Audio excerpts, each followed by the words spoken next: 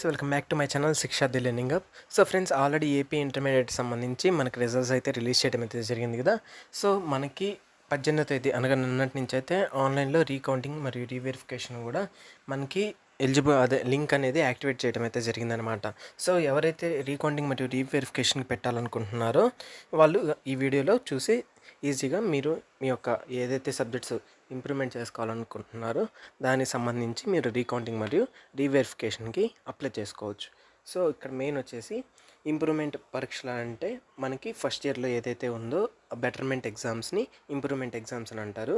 So ఇక్కడ వచ్చేసి exam fee మనకి 550 రూపీస్ ఉంటుంది అనమాట. సో ఇది వచ్చేసి కామన్. మీరు ఎన్ని సబ్జెక్ట్స్ అంటే ఎన్ని పేపర్స్ రాయాలనుకుంటున్నా దానికి కామన్ ఫీజు వచ్చేసి 550.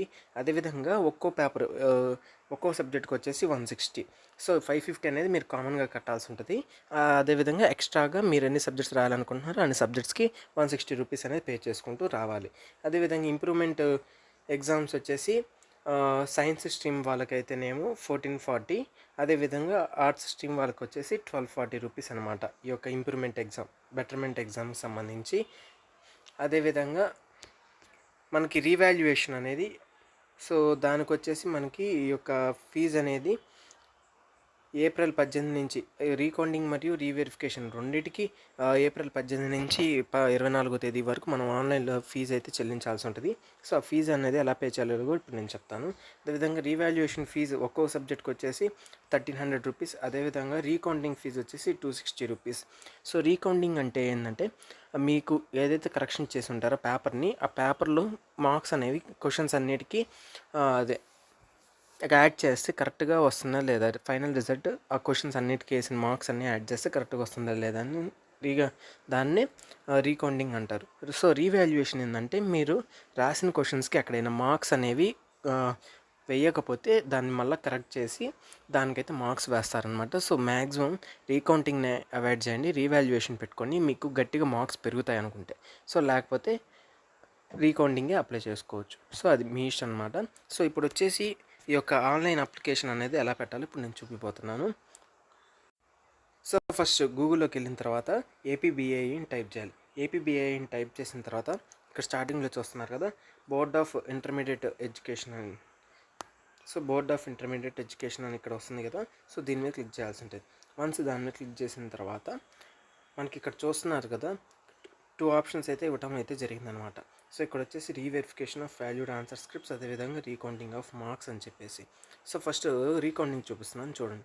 సో రీకౌంటింగ్ ఆఫ్ మార్క్స్ మీద క్లిక్ చేసిన తర్వాత మనకి ఇంకో విండో అయితే ఈ విధంగా అయితే ఓపెన్ అవుతుందన్నమాట. సో ఇక్కడ మీరు చూస్తున్నారు కదా రీకౌంటింగ్ ఆఫ్ మార్క్స్ అని చెప్పేసి.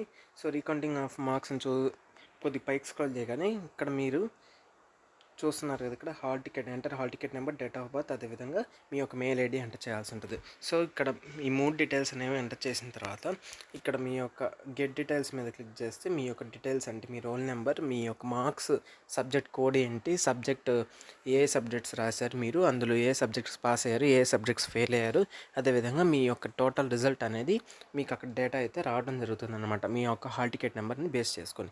సో వన్స్ ఆ డేటా రాగానే మీకు అక్కడ చెక్ బాక్సెస్ అయితే ఉంటాయి. సో పలానా ఇక్కడ సబ్జెక్ట్ సపోజ్ ఇంగ్లీష్ అని ఇచ్చి పక్కనే చెక్ బాక్స్ ఉంటుంది. సో చెక్ బాక్స్ అంటే ఇక్కడ టిక్ బాక్స్ అనమాట. సో దాని మీద టిక్ చేసుకోవాల్సి ఉంటుంది. సో వన్స్ ఆ బాక్స్ మీద టిక్ చేసిన తర్వాత నెక్స్ట్ మిమ్మల్ని పేమెంట్ పేజ్కి అయితే తీసుకెళ్తుంది అనమాట.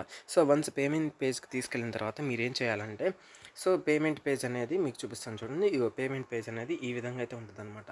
సో వన్స్ పేమెంట్ పేజ్కి వచ్చిన తర్వాత ఇక్కడ చూస్తున్నారు కదా మీరు ఈ యొక్క ఆర్డర్ నెంబర్ని అయితే మీరు నోట్ చేసుకోవాల్సి ఉంటుంది. ఆర్డర్ నెంబర్ లేదా ఈ యొక్క పేమెంట్ పేజ్ని మీరు స్క్రీన్ షాట్ తీసుకొని పెట్టుకుంటే మీకు ఫర్దర్ రిఫరెన్స్ అంటే ఇన్ కేస్ పేమెంట్ ఫెయిల్ అయినా మీకు ఈ యొక్క ఆర్డర్ నెంబర్ ద్వారా ఫర్దర్ రిఫరెన్స్కి అయితే యూజ్ అవుతుందన్నమాట. సో మీరు దీన్ని క్రెడిట్ కార్డు లేదా డెబిట్ కార్డు, ఇంటర్నెట్ బ్యాంకింగ్ లేదా యూపీఐ, అదేవిధంగా నెఫ్ట్ ఇట్లా ఈ ఆప్షన్స్ ద్వారా మీ యొక్క ఫీ పేమెంట్ అయితే చేయవచ్చు. వన్స్ ఫీ పేమెంట్ అని చేసిన తర్వాత మనకి ఆర్డర్ నెంబర్ అని గుర్తుపెట్టుకోమని చెప్పే కదా.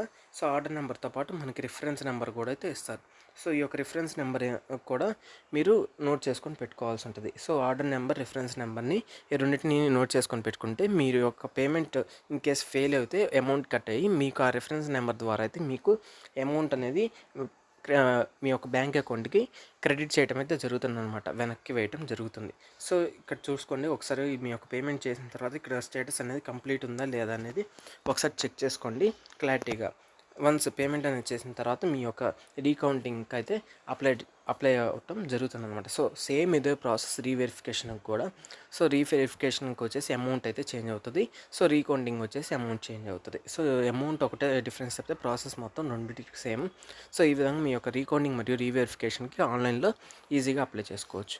సో ఇది ఫ్రెండ్స్, ఈ వీడియో కనుక మీకు నచ్చినట్టయితే మా ఛానల్ సబ్స్క్రైబ్ చేసుకోండి. అదేవిధంగా ఈ యొక్క ప్రాసెస్ అనేది, అంటే పేమెంట్ ప్రాసెస్ అనేది నేను ఆల్రెడీ డిస్క్రిప్షన్లో లింక్ అయితే ఇచ్చాను. అంటే ఫర్దర్ ఇంతకుముందు లాస్ట్ ఇయర్ ఇచ్చిన ప్రకారం అయితే దాని ప్రకారం నేను ఆల్రెడీ వీడియో చేయడం అయితే జరిగిందనమాట. సో ఆ వీడియో అనేది నేను ఆల్రెడీ డిస్క్రిప్షన్లో కూడా ప్రొవైడ్ చేయడం అయితే జరిగింది.